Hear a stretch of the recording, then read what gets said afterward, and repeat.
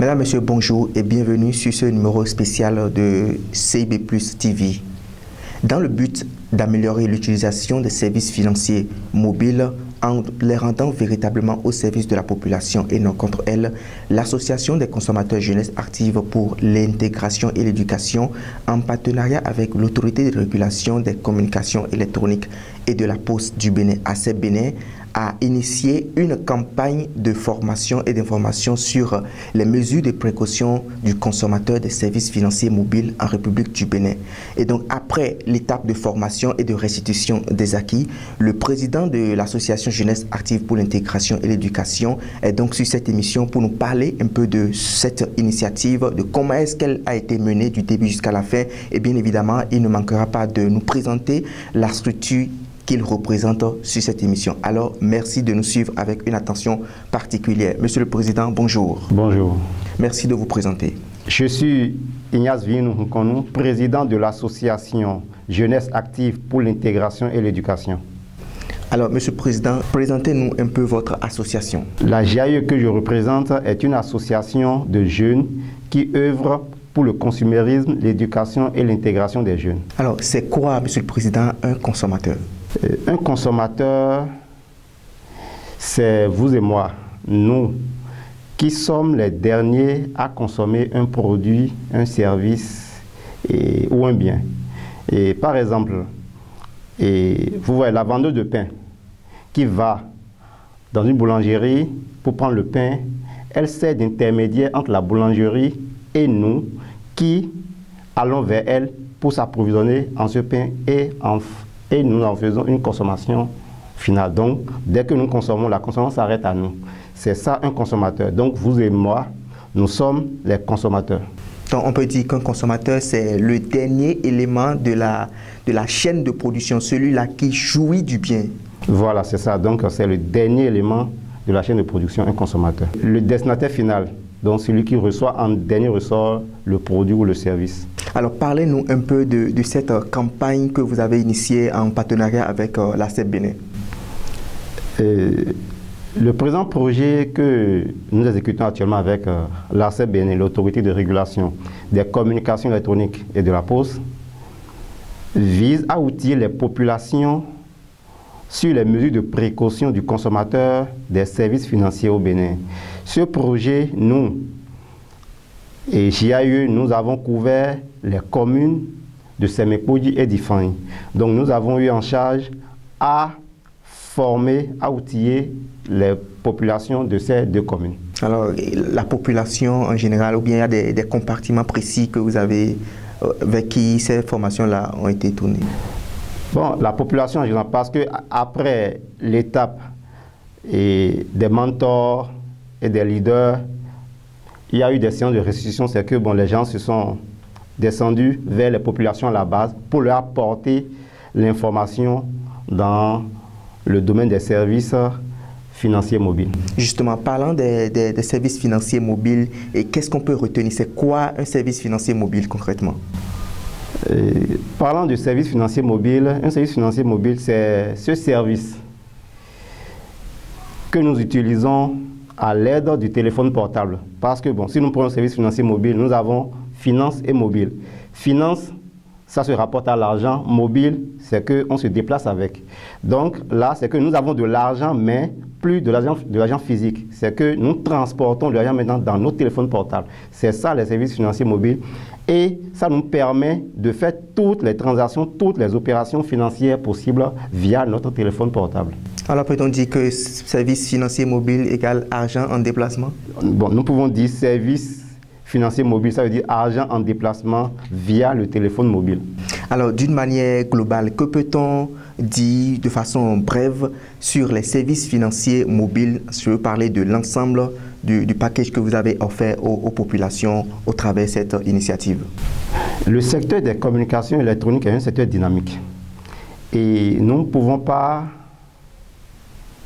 aborder les services financiers sans toutefois outiller sans toutefois informer les populations sur les précautions, les mesures à prendre pour ne pas être victime des appâts que posent certains indélicats de ce secteur. Et toutefois, étant consommateur, étant utilisateur des services financiers mobiles, en particulier des communications électroniques, et nous devons, dans un premier temps, connaître nos droits en tant qu'utilisateurs et nos devoirs avant de pouvoir dire oui, nous voulons réclamer des droits. Donc, dans ce cadre, étant utilisateur, nous devons chercher dans un premier temps à avoir les bonnes informations pour pouvoir se mettre à l'abri de ces indélicats. Parlant des mesures de précaution du consommateur des services financiers mobiles, la première disposition à prendre par l'utilisateur, c'est de faire quoi? C'est de sécuriser son mot de passe, son compte dont le numéro représente ici le numéro de son compte. Le numéro de téléphone représente ici son numéro de compte. Donc, le mot de passe est la clé pour pouvoir accéder à ce compte-là, à son argent qui est sur son portable. Donc, la première disposition, la première précaution, c'est de sécuriser son mot de passe. Pourquoi pas, chaque 3 mois, penser à modifier le mot de passe et ne pas chercher à utiliser les mots de passe comme 0000 ou bien nos jours d'anniversaire ou bien nos dates de naissance et autres. Les mots de passe faciles, il faut éviter d'utiliser les mots de passe faciles. L'autre précaution qu'il faut prendre, en cas d'erreur, la première chose à faire, c'est qu'il faut saisir d'abord l'opérateur. Vous savez, l'opérateur pour lui notifier qu'il y a erreur. Et malgré toutes les dispositions prises par les opérateurs pour qu'on ne fasse pas d'erreur, il nous arrive, en tant qu'utilisateur, de commettre toujours des erreurs et d'envoyer nos sous vers d'autres numéros. Donc, si ces cas se présentent, la première chose à faire, c'est d'appeler l'opérateur et de le lui notifier. Et en retour, l'opérateur s'en chargera. Et l'autre disposition à prendre, c'est d'éviter, comme je l'ai notifié au début, de tomber dans les appâts des gains faciles. Parce qu'aujourd'hui, vous n'êtes pas sans savoir, et malgré tout ce que les opérateurs font pour pouvoir sécuriser les services des communications électroniques, nos amis d'en face eux aussi réfléchissent tous les jours pour trouver les failles au système pour pouvoir nous voler. Nous, consommateurs naïfs, nous, consommateurs qui n'avons pas les bonnes informations et étant aussi à la recherche du gain facile, nous nous laissons avoir facilement. La preuve, aujourd'hui maintenant, nos amis d'en face, ces indélicats-là, qu'est-ce qu'ils font? Ils font de faux dépôts et vous appellent pour dire oui, j'ai déposé de l'argent sur votre compte. Et que de leur retourner. Maintenant, si vous aussi, vous ne faites pas attention, vous allez leur retourner vos sous. Mais là, qu'est-ce qu'il faut faire? Il faut leur demander d'appeler l'opérateur pour que l'opérateur puisse faire l'opération de là-bas. Sinon, si vous prenez la décision vous-même de leur envoyer les sous, c'est que vous allez leur... À vos risques et périls. Voilà, c'est à vos risques et périls. Et vous aurez vos yeux pour pleurer. Vous savez, aujourd'hui, maintenant, tout le monde a accès au téléphone portable. Même si vous êtes dans le dernier village du Bénin, vous avez un numéro de téléphone. Et ce numéro de téléphone constitue en réalité votre numéro de compte.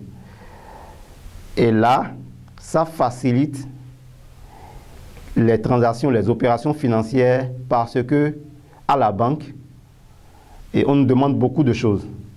Et nos parents qui n'ont pas toutes les pièces ne peuvent pas aller en banque. Donc avec le téléphone portable aujourd'hui, je crois, et nos parents qui ne sont pas aussi lettrés comme nous, ont le téléphone portable et peuvent faire les opérations financières via le téléphone mobile. Ce qu'il faut aussi savoir, c'est que Ce qui est important ici dans les services financiers, dans le secteur des communications électroniques, le numéro doit être en votre nom. Là, ça évite les grincements de dents parce que on a dit un compte. Le compte, si le compte n'est pas en votre nom, comment est-ce que vous pouvez opérer sur ce compte?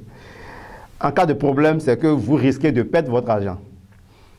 Et donc, nos parents ou bien certaines personnes qui ont des numéros de téléphone qui ne sont pas en leur nom, qu'ils aillent et se faire régulariser pour que désormais ces numéros portent leur nom, pour que s'ils ont un parent qui veut leur envoyer de l'argent, ne puisse pas se rétracter au moment de l'envoi, parce qu'au moment de l'envoi, on confirme le nom, on dit « Ah, c'est tel nom, le numéro porte tel nom ».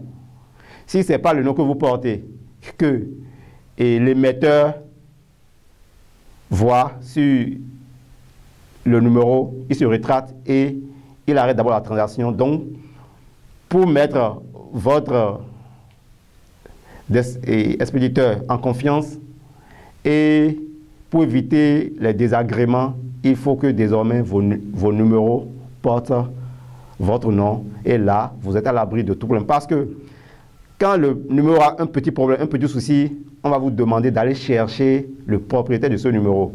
Et c'est là on commence par accuser l'opérateur pour dire « Ah, j'ai tout le temps utilisé ce numéro, j'ai tout le temps fait les transactions, les opérations avec ce numéro.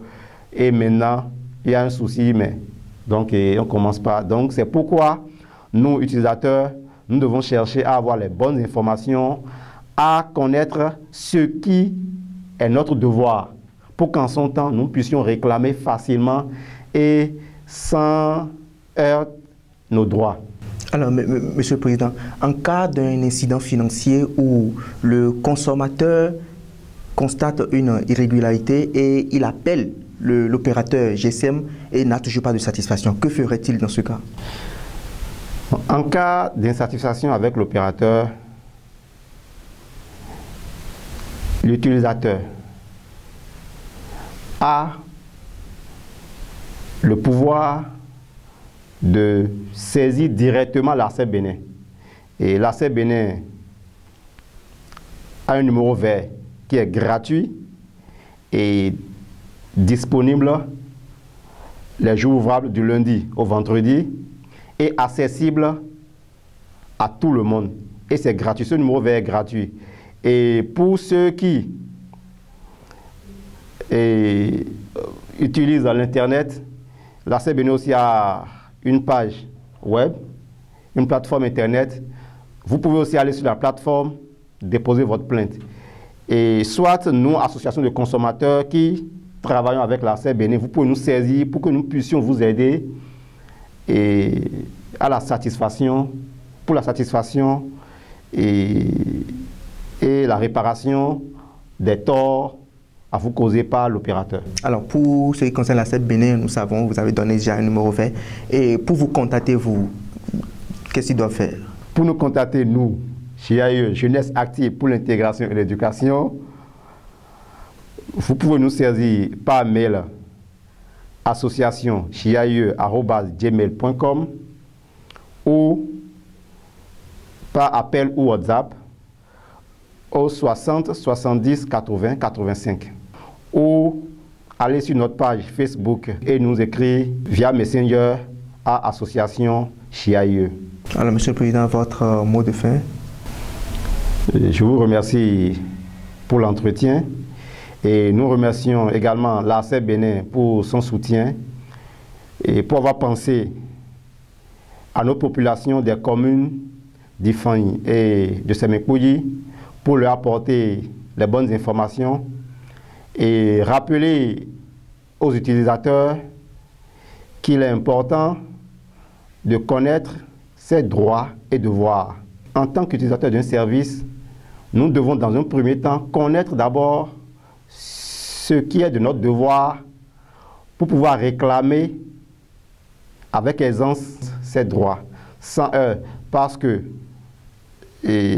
étant consommateur, utilisateur d'un produit, d'un service, nous ne maîtrisons pas tous les contours et il y a un problème, nous ne commençons pas à faire du bruit pour dire « Ah, l'opérateur, j'ai souscrit à tel service, j'ai souscrit à tel produit, mais l'opérateur, est-ce que, étant utilisateur de ce produit, de ce service, est-ce que nous avons cherché à connaître tout ce qui nous revient en tant que consommateur avant de pouvoir réclamer aisément nos droits? Donc, ce que je nous demande de faire en tant qu'utilisateur des services de communication électronique, c'est de chercher dans un premier temps à avoir les bonnes informations. Alors, Monsieur le Président, et dans le cas où je reçois, par exemple, un transfert inattendu d'un expéditeur inconnu, et que ferais-je dans ce cas-là? Est-ce que c'est pas, comme on le dit, le serpent qui m'a béni et je dois récupérer mon truc et entrer en utilisation? D'accord. Dans ce cas précis, il faut éviter de chercher à renvoyer les sous, à faire le processus de renvoi des sous. Il faut demander à l'intéressé de saisir l'opérateur. Là, l'opérateur, lui, peut lui retourner ses sous et sans problème parce que tout est retraçable aujourd'hui. Si l'opérateur fait une opération sur votre numéro, ou bien si quelqu'un fait une opération sur votre numéro et vous allez vers l'opérateur peut vous donner toutes les informations concernant cette opération et puis vous verrez à quel moment l'opération a eu lieu. Donc, pour se mettre à l'abri, c'est de demander à l'intéressé de saisir l'opérateur, quitte à l'opérateur maintenant de gérer le reste après. Si c'est le cas, il faut éviter, comme vous l'avez dit, que c'est le serpent qui vous a béni, d'aller chercher à retirer les sous de votre compte. Là, vous vous exposez. Parce que si vous le faites ainsi, l'opérateur bloque automatiquement votre compte. Bon, je prends ce cas que nous avons géré récemment. Et c'est quelqu'un qui a reçu de l'argent, et c'est du vrai. L'intéressé l'appelle pour dire, ah, qui s'est intéressé, qui s'est trompé de numéro. Quand celui qui a envoyé les sous a contacté le destinataire ne voulant pas tomber, croyant que c'était un piège, ne voulant pas tomber dans le piège, lui a demandé de remonter, de le notifier à l'opérateur. Ce qui est normal. Dans le même temps, le destinataire a fait une opération de retrait sur le numéro. Il allait retirer les sous qui lui ont été envoyés par erreur. Ce qu'il ne devait pas faire, étant donné qu'il a demandé à l'expéditeur de le notifier à l'opérateur, il devrait rester tranquille pour que l'opérateur puisse faire son travail. L'opérateur a constaté que le destinataire allait retirer l'argent sur son compte, tout l'argent sur son compte. L'opérateur a un droit, là maintenant, de bloquer le compte. Et c'est ce qui est normal, ce qui a été fait. Et c'est quand le destinataire a constaté maintenant que son numéro a été bloqué, il a saisi l'association CHIAE, la jeunesse active pour l'intégration et l'éducation, pour l'aider dans le déblocage de son compte. Et pour cet utilisateur-là, il présentait ce cas comme un droit qu'il a été abusé, arbitrairement bloqué. Qu'on a arbitrairement bloqué son compte Mobile Money et que l'opérateur n'est pas en droit de le faire. C'est parce que cet utilisateur ignore cette information-là. Si c'est que cet utilisateur avait cette information, que une fois l'opérateur informé, tu ne dois plus aller retirer l'argent sur ton compte, l'argent qu'on t'a envoyé sur ton compte, parce que là, c'est un cas de vol et c'est puni par les tests de loi. Donc si c'est que ce cas s'avérait et l'intéressé n'arrivait pas à retenir les sous, c'est que les services de sécurité publique allaient prendre l'affaire en charge et puis s'occuper de ces destinataires-là. Mais bon, en fin de compte, la situation a été gérée et l'expéditeur qui s'est trompé est entré en possession de ses sous et le destinataire a vu son compte débloqué. Donc c'est ce cas, c'est cet exemple que nous pouvons donner pour montrer la véracité des faits. Alors, Monsieur le Président, dites-nous, pour un individu qui reçoit, je prends l'exemple de 200 000 par exemple, il reçoit 200 000 d'un fonds inattendu et il va automatiquement faire le retrait. Et l'expéditeur contacte l'opérateur qui finalement bloque le compte. Celui qui retire 200 000 francs et qui décide même de laisser, puisqu'il sait que son compte, coûte que coûte, sera bloqué. Alors, il décide de changer de SIM et avec sa carte, est-ce qu'il pourra ouvrir un autre compte? Ou quelles sont les sanctions pénales qu'il court dans ce cas-là? Bon, ces cas, c'est des cas légion que nous avons l'habitude de gérer. Là, ces cas se posent presque tous les jours. Et quand l'individu reçoit les sous, il va faire le retrait de la totalité de ses sous, il casse la SIM ou bien il n'utilise plus la SIM. C'est que cette personne-là ne veut plus utiliser de téléphone portable en son nom. Parce que, bon, si ces cas se posent, c'est pourquoi quand vous saisissez l'opérateur vous donne des informations et vous demande maintenant d'aller à la police. Parce que là, c'est des cas d'arnaque et là, c'est des cas de vol. Et vous allez à la police s'occupe du reste. Et je crois, plusieurs personnes nous ont posé ces cas et nous les avons orientés. Et bon, à la police fait ses investigations et certains sont arrêtés. Et je crois, bon, la police et la justice cherchent le reste. Et parce que là, c'est des cas d'escroquerie, c'est des cas de vol. Donc, c'est puni par la loi. Et si ces cas se posent, c'est que c'est la police qui gère ça. Et ce que nous voudrons demander aux consommateurs, c'est de faire attention lors des opérations d'envoi d'argent. Parce que là, l'opérateur nous demande de confirmer à 2 fois notre numéro et même avant l'envoi, nous demande si c'est réellement le destinataire avant la confirmation finale. Donc, s'il y a erreur, l'opérateur n'en est pour rien. Donc, c'est à nous consommateurs d'être vigilants et de faire beaucoup attention lors des transactions. Merci beaucoup, Monsieur Ias Vi Nkonou. Je rappelle, vous êtes le président de l'Association des consommateurs Jeunesse Active pour l'intégration et l'éducation, JAIE, et vous militez aux côtés de l'autorité de régulation des communications électroniques et de la Poste pour sauver les consommateurs, les derniers que nous sommes. Merci d'avoir été des nôtres ce matin et bon retour chez vous. Merci à vous.